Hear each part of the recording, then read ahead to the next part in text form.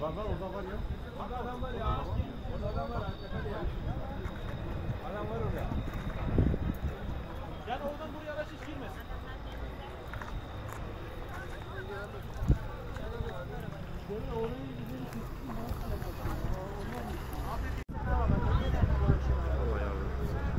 Amin. Şu an bu tarafa gidiyor bakalım bu tarafa gidiyor.